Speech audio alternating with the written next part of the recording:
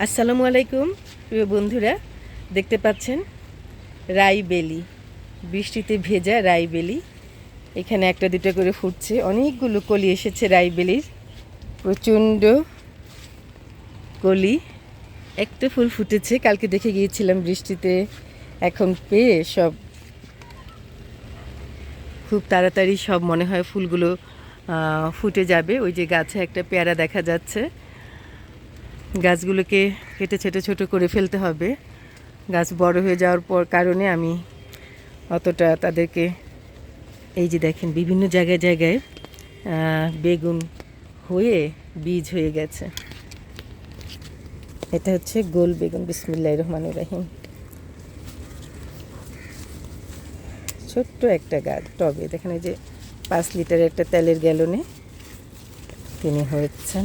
ওই যে এখানে তাকে পেঁচায় ধরছে ধুন্দুল গাছ। তারা আসলে নিঃশ্বাস নিতে পারছে না ঠিকঠাক মতো, একজন আরেকজনকে পেঁচায় ধরে আছে। আমার জন্য দোয়া করবেন, আমি আসলে অসুস্থ হয়ে যাই, যার কারণে আমার গাছের যত্নগুলো ঠিক মতো নিতে পারি না। এই যে G9 কলা গাছ, কলাটা হলো কিন্তু একে সাপোর্ট দিতে পারি নাই, সেজন্য কলা গাছটা ভেঙে গেল, দেখেছেন সবাই। এখন ওইখানে আছে জামরুলগুলো একটু তুলে নেই।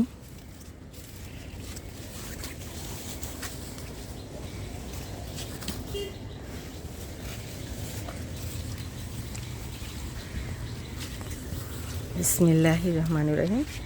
একটা ছোট্ট গাছ, বেশ জামরুল ধরে। গাছটাকে বড় করতে হবে, কারণ হচ্ছে একটু বড় হলে ফলনও বেশি পাবো।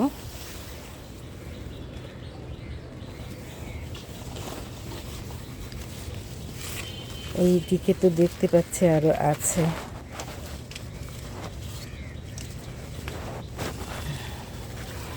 আরও আছে কি না।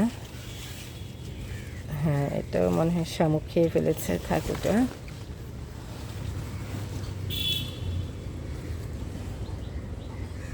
অসম্ভব সুন্দর, মাশাল্লাহ, আলহামদুলিল্লাহ, অসম্ভব সুন্দর।